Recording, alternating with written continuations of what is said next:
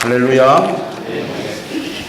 에베소서는 예수 그리스도를 믿는 복이 얼마나 크고 귀한지 우리에게 잘 말씀해 주고 있습니다.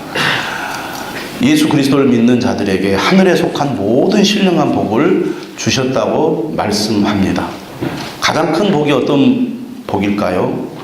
뭐니 해도 죄사함을 받는 복이라고 말할 수 있겠습니다. 우리의 가장 큰 문제는 죄입니다.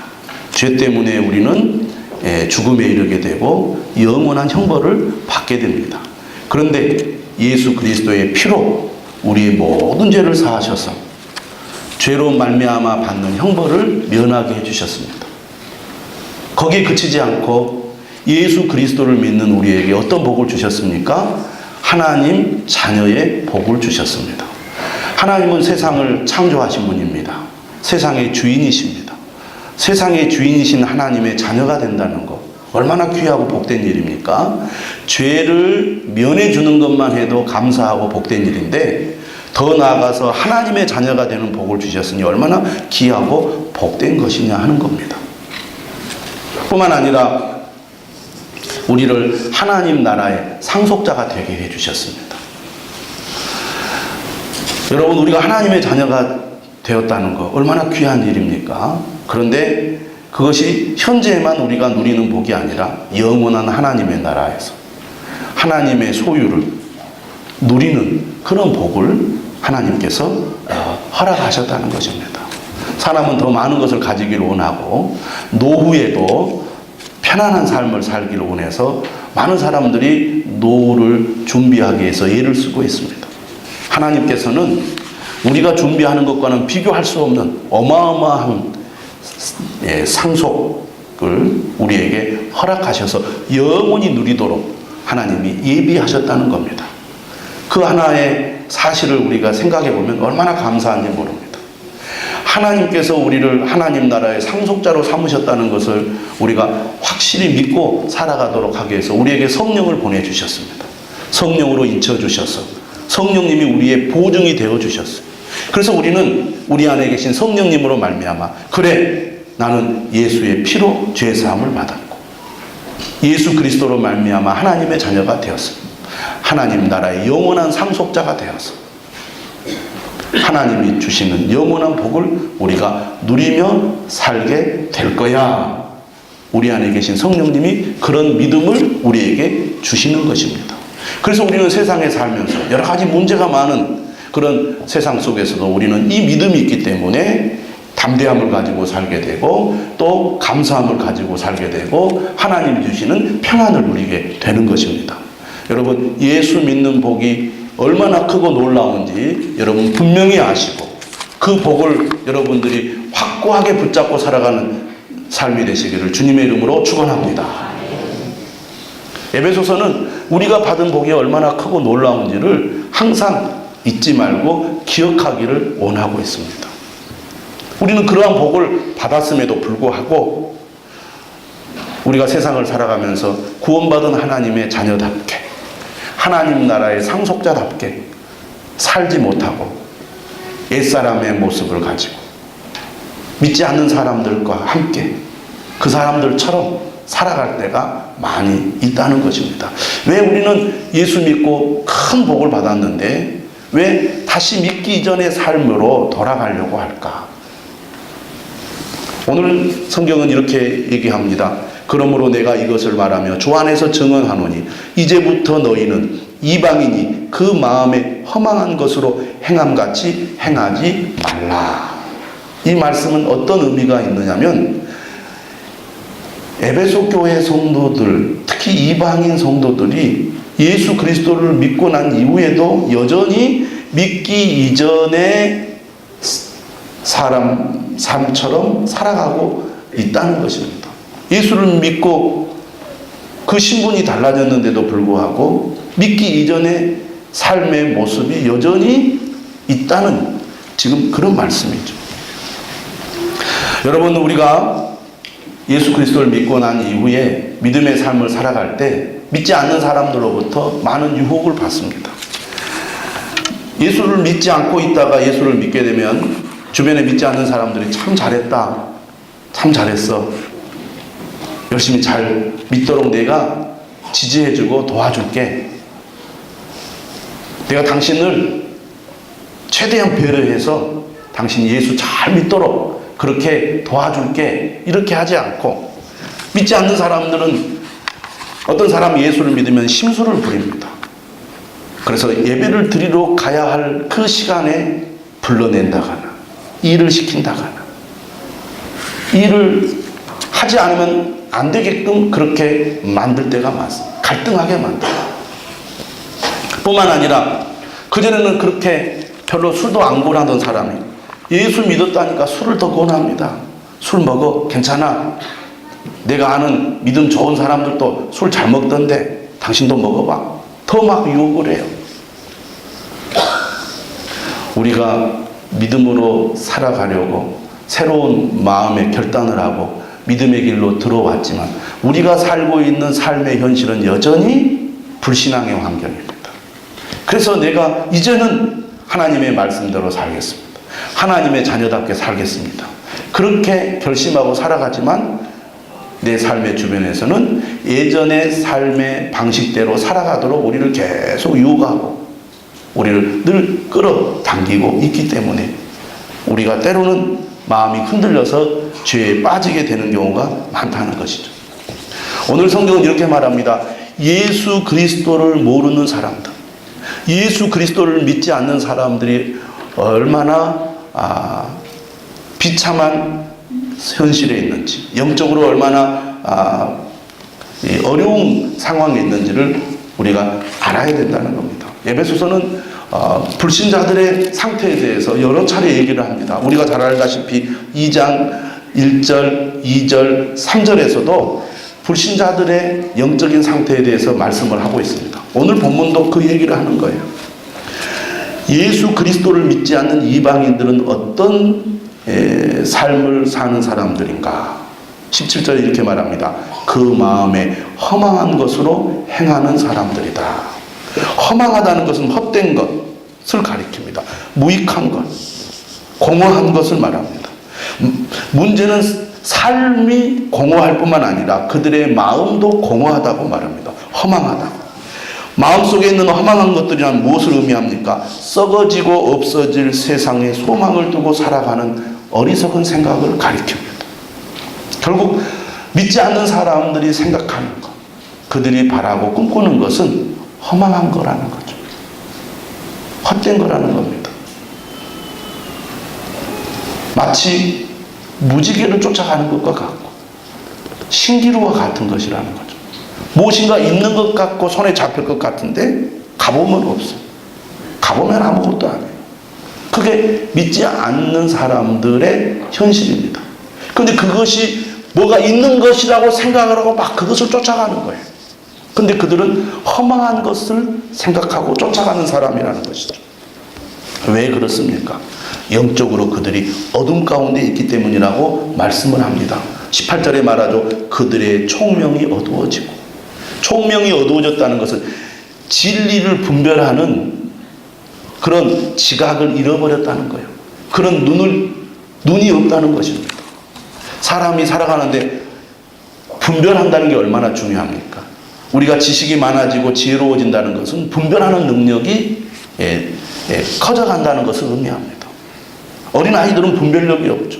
그러나 우리가 삶의 경험과 또 훈련을 통해서 우리는 좋은 것과 나쁜 것, 우리에게 유익한 것과 유익하지 않은 것, 진리와 진리가 아닌 것을 점점 구별하고 분별해 가는데, 영적으로 볼 때 예수 그리스도를 믿지 않는 사람들은 총명이 어두워져서 진리를 분별하지 못하게 된다는 것이죠.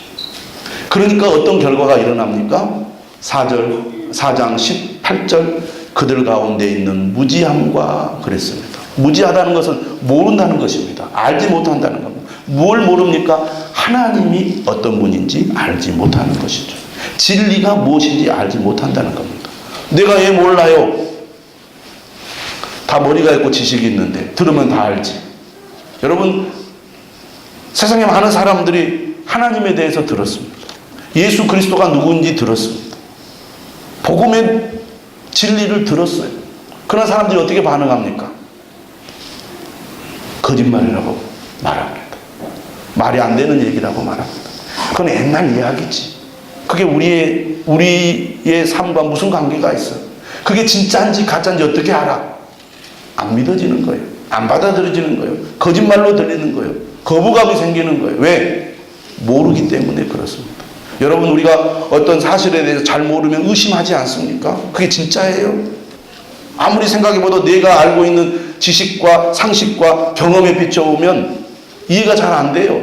세상에는 그런 것들이 많아요. 그러나 우리가 그것을 알고 나면 내가 몰랐구나. 몰랐기 때문에 의심하고 그리고 불신했구나. 그것을 우리가 깨닫는 경우들이 얼마나 많이 있습니까? 하나님의 지비도 마찬가지입니다. 영적인 질도 마찬가지. 총명이 어두워지니까 진리를 분별하는 능력이 없게 되고, 그러다 보니까 하나님이 어떤 분이신지, 예수 그리스도가 어떤 분인지, 내가 지금 어떤 상태에 있는지, 내가 이렇게 되면 앞으로 어떻게 되는지 모르는 거예요.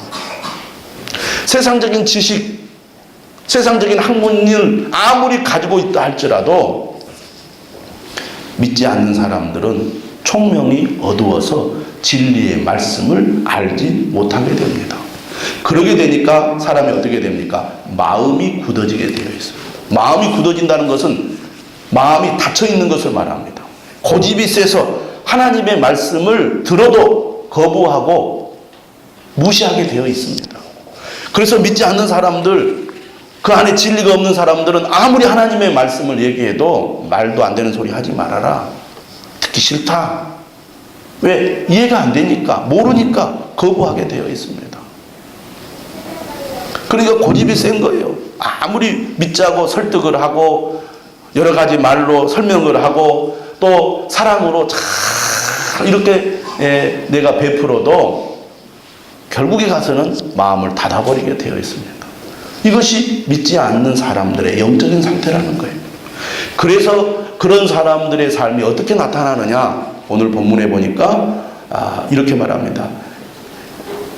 그들이 감각 없는 자가 되어 자신을 방탕에 방임하여 모든 더러운 것을 욕심으로 행하되. 사람의 마음 속에는 기본적인 욕구가 있죠. 욕망이 있습니다. 우리가 살아가면서 그러한 것들이 우리 안에서 발달해서 뭐가 됩니까? 욕심이 됩니다. 죄는 우리의 마음 속에 들어와서 우리에게 욕심을 갖게 만듭니다. 그래서 우리가 죄를 범하게 되는 것입니다. 세상이 발달하고 많은 것들을 우리가 가지고 누리고 살고 있는 그런 환경 속에 살고 있지만 여전히 세상은 늘 시끄럽고 불안하고 위험하고 복잡한 일들이 많이 일어납니다. 거기에는 인간의 욕심이 작용을 하고 있기 때문입니다. 인간의 세상이 죄악된 세상이기 때문입니다. 아무리 지식이 많아지고 환경이 좋아져도 인간의 그 죄악된 마음은 사라지지를 않아요. 그래서 사람들은 서로가 서로에게 상처를 주고, 서로가 서로에게 고통을 주고, 서로가 서로에게 아픔을 주는 것입니다. 그러면서도 자신이 얼마나 잘못하고 있는지를 깨닫지 못하는 거예요. 왜냐하면 감각 없는 자가 돼요. 하나님이 어떤 분인지 모르고 하나님의 생명이 그 안에 없는 사람들은 영적으로 무감각한 자가 되어서 자신이 어떤 잘못을 하고 있는지를 깨닫지 못하게 되더라는 겁니다. 그래서 온갖 더러운 죄악들을 범하게 된다는 것이죠. 이것이 불신자의 특징이라는 거예요. 예수 그리스도를 믿지 않는 이방인들의 모습이라는 것입니다. 예수 그리스도를 믿고 하나님의 자녀가 된 이방인들이 과거에 믿기 전에 이랬다는 얘기입니다. 그런데 너희가 예수 그리스도를 믿고 이제 달라졌기 때문에 과거의 삶으로 돌아가서는 안 된다는 것이 오늘 본문의 말씀이라고 하겠습니다. 20절은 말합니다. 오직 너희는 그리스도를 그같이 배우지 아니하였느니라. 하나님을 알고 하나님의 말씀을 배우고 구원받은 성도들은 이방인들처럼, 믿지 않는 이방인들처럼 더러운 것을 욕심으로 행하는 삶을 살아서는 안 된다는 겁니다. 하나님의 말씀을 배우면 우리가 무엇을 깨닫게 됩니까? 하나님의 말씀은 우리에게 진리가 무엇인지, 하나님 백성으로 사는 것이 무엇인지를 깨닫게 해줘요. 나의 존재가 무엇인지, 나의 신분이 무엇인지, 거룩함이 무엇인지를 깨닫게 해준다는 겁니다. 오늘 본문 21절에 말씀하죠. 진리가 예수 안에 있는 것 같이 너희가 참으로 그에게서 듣고 또한 그 안에서 가르침을 받았을진데. 여러분, 우리가 예수 그리스도를 믿으면 우리의 삶에 어떤 일이 일어납니까? 성령님이 우리 안에 오셨습니다. 예수님의 말씀을 생각나게 하고 예수님의 말씀을 깨닫게 해줍니다. 단순히 이것은 어떤 지식이 한 사람에게서 다른 사람에게 전달되고 책에서 사람에게 전달되는 게 아니라 우리가 말씀을 듣거나 말씀을 읽거나 말씀을 공부하는 가운데 우리 안에 계신 성령님께서 친히 우리에게 말씀을 깨닫게 해주시고 말씀을 이해하게 하시고 말씀을 받아들이고 믿게 해주신다는 것입니다. 그러니까 우리가 말씀을 듣고 말씀을 공부하고 말씀을 묵상하고 말씀을 읽는 가운데 친히 성령님께서 우리와 교통하시고 우리와 교제하신다는 거예요. 그래서 우리가 말씀을 배우고 말씀을 훈련하는 것은 단순히 지식의 전달이 아니라 주님을 만나는 경험을 하는 겁니다. 왜 우리가 날마다 성경을 읽어야 한다고 강조합니까? 단순히 우리가 책을 읽는 게 아닙니다. 어떤 글자를 읽는 게 아니에요. 성경을 읽는 가운데 주님이 친히 우리와 동행하시고 우리와 교제하시고 우리에게 말씀하신다는 겁니다. 바울은 예수 그리스도를 만났습니다. 예수 그리스도로부터 계시를 받았죠. 그러나 지금 바울에게서 복음을 듣고 예수를 믿는 사람들은 예수 그리스도를 만난 적이 없습니다. 예수 그리스도를 승천하셨기 때문에. 그럼에도 불구하고 그들은 예수 그리스도를 만납니다. 예수 그리스도를 경험합니다. 예수 그리스도와 교제합니다. 무엇을 통해서? 말씀을 통해서. 그래서 우리의 믿음이라는 것은 말씀을 통해서 하나님의 진리가 우리에게 전달되는데 단순히 지식이나 어떤 책의 내용이 우리에게 전달되는 게 아니라 성령님을 통하여 주님과 인격적인 만남과 교제가 이루어지는 그런 삶이 된다는 얘기입니다. 너희들이 예수님을 만나지 않았느냐? 예수님을 경험하지 않았느냐? 예수님과 교제하지 않았느냐? 이렇게 너희들이 정말 실감나는 그런 영적인 경험들을 했는데 지금도 하고 있는데 어떻게 그렇다면 우리가 예수님을 닮아가고 예수님처럼 되어가는 것이 자연스럽고 정상적인 것이지 세상의 유혹을 받아서 믿기 이전에 삶의 모습으로 삶의 그런 행동으로 나아가면 되겠느냐 그런 얘기입니다. 너 그렇게 배우지 않았느냐? 이 말은 결국 우리에게 무엇을 얘기합니까? 하나님의 말씀은 우리를 진리로 인도한다는 겁니다. 왜 우리가 하나님에게서 멀어집니까? 왜 우리의 삶의 이 가치관이나 생각들이 믿음의 생각보다는 세상적인 생각으로 더 우리가 가까워집니까? 말씀이 멀어지기 때문입니다. 말씀이 멀리 있기 때문입니다. 말씀을 통해서 주님과 교제하고 주님을 경험하는 그런 삶이 우리에게서 멀어져 있기 때문에 나도 모르는 사이에 내 생각과 마음이 점점 세상을 향해 나가게 되는 것입니다. 그러므로 우리가 하나님 앞에 나와서 예배 드릴 때도 말씀을 귀 기울여 드려야 됩니다. 말씀을 그냥 지식으로만 듣지 말고 내가 주님을 만나는 시간이라고 여기고 주님과 진정한 교제가 이루어지는 그런 시간이 될 수 있도록 우리가 말씀을 받아들여야 한다는 겁니다. 그리고 여러분, 말씀을 들을 때마다, 말씀을 읽을 때마다 우리가 어떤 마음을 가져야 됩니까? 주님, 내 마음을 주장해 주셔서 죄악된 생각에 빠지지 않도록 진리의 말씀을 따라갈 수 있도록 나를 붙잡아 주시옵소서. 말씀을 통해 내 마음이 깨어나도록 말씀을 통해서 내가 정신을 바짝 차릴 수 있도록 하나님, 성령님 나를 붙들어 주시옵소서. 기도하는 그런 사람이 되어야겠습니다. 오늘 본문 17절에 뭐라고 말합니까? 그 마음에 허망한 것이라고 표현하고 있습니다. 행동을 일으키게 하는 것은 그 마음의 생각이라는 것이죠. 내가 세상으로 향해 나아가고 있다는 것은 지금 내 마음의 생각이 세상적이라는 거예요. 로마서 8장 5절은 뭐라고 말합니까? 육신을 따르는 자는 육신의 일을, 영을 따르는 자는 영의 일을 생각하나니. 나의 삶의 모습이 하나님이 기뻐하는 모습인가? 아니면 세상을 즐기고 세상적인가 하는 것은 내 마음의 생각이 어디에 있는가를 잘 보여주는 것입니다. 내 삶을 보고 내 생각과 마음의 현주소를 찾으라 그 말입니다. 로마서 8장 6절은 말합니다. 육신의 생각은 사망이요 영의 생각은 생명과 평안이니라. 세상으로 나아갈수록 결국 그것은 망할 것밖에 없고, 우리가 영의 생각을 하면 생명과 평안을 얻게 된다는 얘기입니다. 잠언 4장 23절도 말하죠. 모든 지킬 만한 것 중에 더욱 내 마음을 지키라. 생명의 근원이 이에서 남이니라. 우리의 마음과 그 마음의 생각이 어디에 있느냐, 무엇에 내가 지배를 받고 있느냐에 따라서 내 삶의 모습이 달라질 수밖에 없다는 것입니다. 내 삶은 겉으로 드러납니다. 내가 확인할 수 있습니다. 근데 내가 지금 무슨 생각을 하고 있는지 내가 깜빡할 때가 많아요. 근데 내 행동을 보고 내 마음의 현주소를 찾아야 됩니다. 아, 내가 지금 헛된 생각에 빠져 있구나. 세상적인 생각에 빠져 있구나.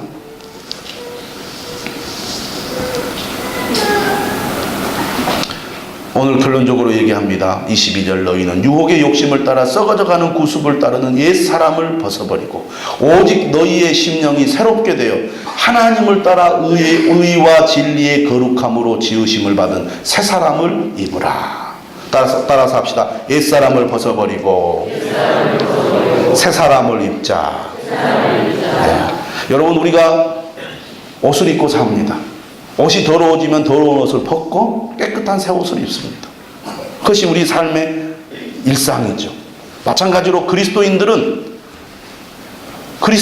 삶에 옛사람의 옷을 입고 있다면 그 옷을 벗어버리고 새 사람의 옷을 입으라는 것입니다. 여러분, 옷을 우리가 벗고 입듯이 더러운 것은 우리 눈에 보입니다. 그렇죠? 다시 말하면 우리의 삶이 거룩한 삶인지 더러운 삶인지는 우리가 확인할 수 있다는 거예요. 그래서 우리가 늘 옷을 보고 옷이 더러우면 살펴서 벗어버리고 깨끗한 옷을 입듯이 우리의 삶이 더럽다면 그 더러운 옛사람을 벗어버려야 된다는 것입니다. 그리고 깨끗한 새 사람을 입어야 한다는 것이죠. 오늘 성경은 말합니다. 옛사람을 벗어버리고 새 사람을 입으라. 이 말은 날마다 내게 옛사람의 모습이 있으면 벗어버리라는 것입니다. 그리고 날마다 새 사람을 입으라는 겁니다. 새 사람이라는 게 무엇입니까? 나는 예수 그리스도로 말미암아 전혀 새로운 존재가 되었다는 겁니다. 우리가 새 사람을 입고 산다는 것은 기본적으로 내가 누구인지를 늘 자각하는 거예요. 고린도후서 5장 17절은 뭐라고 말합니까? 누구든지 그리스도 안에 있으면 새로운 피조물이라. 이전 것은 지나갔으니 보라 새 것이 되었도다. 우리는 새로운 신분을 가진 사람이라는 거예요. 내가 새로운 신분을 가진 사람이라면 그 신분에 맞게 내 삶도 달라져야 한다는 겁니다. 그래서 우리가 새 사람을 입는다는 것은 기본적으로 내가 누구인가를 자각하고 의식하는 겁니다. 나는 예수 그리스도를 믿기 이전에 옛사람이 아니야. 나는 예수 그리스도를 믿음으로 말미암아 이제 새 사람이 되었어. 그러니 당연히 옛사람은 벗어버리고 새 사람을 입고 사는 것이 당연하지라고 우리가 스스로 생각하고 의식하는 것. 여러분, 어떤 사람이 의미 있는 삶을 삽니까? 자신이 누구인지 알고 자각하며 사는 사람입니다.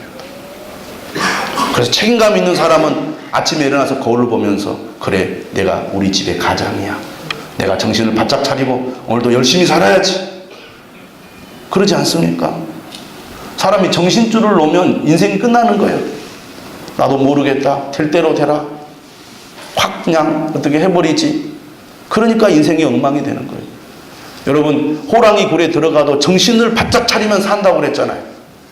죽을 것 같은 그런 현실이지만 내가 누군가, 내가 가장이지, 내가 우리 아이들의 엄마지, 그것을 내가 생각하면 내가 정신을 바짝 차려야지, 힘을 내야지, 내가 반듯하게 살아야지, 그런 생각을 하지 않습니까? 내가 예수 그리스도 안에서 새 사람이 되었지, 내가 새로운 존재지, 주님이 그리스도 안에서 나를 새로운 신분으로 세워주셨지. 그러면 내가 그리스도인답게 그리스도를 닮아서 거룩한 삶을 살아야지 라고 결단해야 한다는 겁니다. 오늘 17절은 뭐라고 말합니까? 이제부터 너희는 이방인이 그 마음에 허망한 것으로 행함같이 행하지 말라 그랬습니다. 단호한 명령이고 경고의 말씀입니다. 결단하라는 거죠. 오늘 결정하라는 것입니다. 지금까지 혹 내가 죄의 유혹에 빠져서 욕심을 따라 행했다면 지금부터라도, 오늘부터라도, 이 시간부터라도 결단을 하라는 겁니다. 하나님의 은혜가 얼마나 큽니까? 우리가 회개하고 돌아오면 용서해 주시는 하나님이십니다. 우리가 어리석어서 죄의 유혹에 빠져서 넘어질 때가 참 많습니다. 그러나 주님 다시 말씀으로 깨닫게 해주시되, 그래, 내가 오늘부터 결단하겠습니다. 다시 시작하겠습니다. 더러운 옷을 벗어버리고 새 사람의 옷을 입으면 되는 것입니다. 옛사람을 벗어버리고 새 사람을 입으면 되는 겁니다. 그렇게 여러분 새롭게 결단하시기를 주님의 이름으로 축원합니다. 반드시 주님께서 도와주실 줄로 믿습니다. 24절 3절은 그러잖아요. 오직 너희의 심령이 새롭게 돼요. 마음이 중요합니다. 마음이 새롭게 돼야 돼요. 누가 해주십니까? 우리 안에 계신 성령님이 그렇게 해주실 겁니다. 많은 사람들이 정신줄을 놓고 살아요. 모르겠다, 정말 힘들다, 어쩔 수 없다. 주님이 우리의 마음을 붙잡아 주셔서 우리의 마음을 변화시켜 주시고 새롭게 해주심으로 오늘 새롭게 결단하는 여러분들이 다 되시기를 주님의 이름으로 축원합니다. 찬송.